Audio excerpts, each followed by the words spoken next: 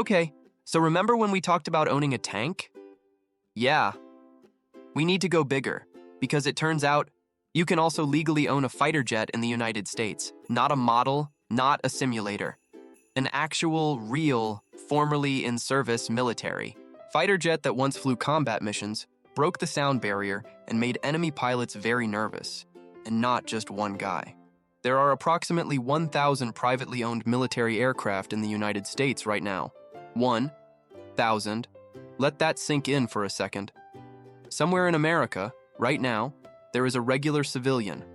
Not a general, not a defense contractor, not a government agency, just a person with money and a dream who owns a supersonic jet that used to belong to a foreign air force, and it's completely legal. Let's talk about how. First, the basics. You cannot buy an active military jet. Nobody is selling you an F-22 Raptor fresh off the assembly line with full weapon systems and classified radar. That's a federal crime and also several international crimes stacked on top of each other. But here's the thing. Military jets don't last forever. They get old, they get retired, and when a government retires a military aircraft, it has a few options. Destroy it. Give it to a museum. Sell it to an allied government. Or, and this is the beautiful option, demilitarize it and sell it to a civilian. Demilitarization means they strip out everything dangerous and classified. The weapons, the radar, the ejection seat explosives, the targeting systems, everything that made it a weapon gets removed. And what you're left with is essentially a very fast, very loud, extremely cool airplane. And that airplane, you can buy it.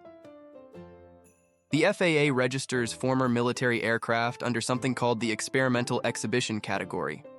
Once it's registered, a civilian can own it, maintain it, and in many cases actually fly it. Now let's talk about what you can actually get.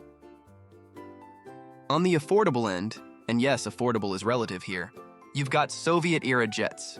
After the Cold War ended, Russia and former Soviet states found themselves with thousands of surplus military aircraft and not enough money to maintain them. So they started selling. MiG-15s, MiG-17s, MiG-21s, these started showing up on the civilian market for as little as $50,000 for a jet that was designed to shoot down American aircraft during the Korean War. Only in America would someone buy one of those and park it next to their pickup truck. Then there's the mid-range market. A MiG-29 Fulcrum, which is a genuine fourth-generation fighter jet, the same type that was competing with American F-15s and F-16s during the Cold War, sold to a Texas businessman in 2019 for roughly $5 million. The man bought a MiG-29 in Texas, legally, and then there's the high end.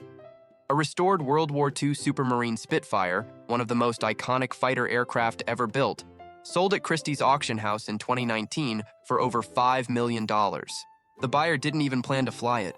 He just wanted to own it, like a painting. Except the painting once defeated the Luftwaffe. Now let's talk about real people who actually did this. Brad Pitt owns a Supermarine Spitfire. He bought it in 2013 after working on the World War II movie Fury. Tom Cruise owns a vintage P-51 Mustang, a legendary American fighter from World War II, which he named Kiss Me Kate. He's actually qualified to fly it. And then there's Don Curlin. Don Curlin is not a celebrity. Don Curlin is just a guy who decided he needed more jets. He purchased 46 FA-18 Hornets from the Royal Australian Air Force. 46. He owns his own private air force, legally, in America. His company, Air USA, uses these jets to provide adversary training for military pilots, basically, playing the role of enemy aircraft in training exercises, which means the US military is paying a civilian to fly his own personal fleet of FA-18s to pretend to be the bad guys. And everyone involved is totally fine with this. Now, can you actually fly one of these things? Yes, but it's not easy. You need a standard private pilot license to start. Then you need what's called a type rating, specific certification for that particular aircraft model. This involves serious training, high-speed maneuvers, emergency procedures, G-force management, the kind of stuff that makes your body do things it was not designed to do, and the costs don't stop at buying the jet. Fuel alone for something like an F-4 Phantom runs about $15,000 per flight hour. Per hour.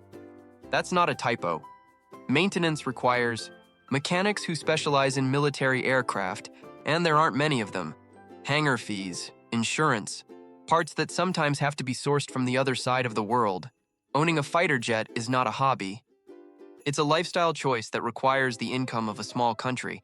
But here's the part that nobody talks about. The warbird market, which is what collectors call this world of vintage and surplus military aircraft, has been growing for decades. Values have been going up 50 to 100% over the past 10 years. A Spitfire you bought for $2 million a decade ago might be worth $5 million today. People are buying fighter jets as investments, like stocks, like real estate. Except your portfolio can break the sound barrier and the legal framework. That makes all of this possible is basically the same logic we talked about with tanks. The US government regulates weapons, not vehicles. Strip the weapons out and what you have left is just a very impressive machine. The government draws the line at active systems, classified technology, anything that could actually be used to start a war. But the airframe itself, the engine, the cockpit where some 22-year-old Soviet pilot once sat during the Cold War, that's yours, if you can afford it. So, you already know you can own a tank. Now you know you can own a fighter jet. You might be wondering where this ends. It doesn't. Next time someone tells you America has too many regulations, remind them that a guy in Texas owns a MiG-29, and remind them that he bought it legally, and remind them that the US military is paying him to fly it. Drop a comment. If you could own any military aircraft in history, what would you pick? Because I already know my answer, and it involves a very specific World War II airplane and a very open stretch of highway. See you in the next one.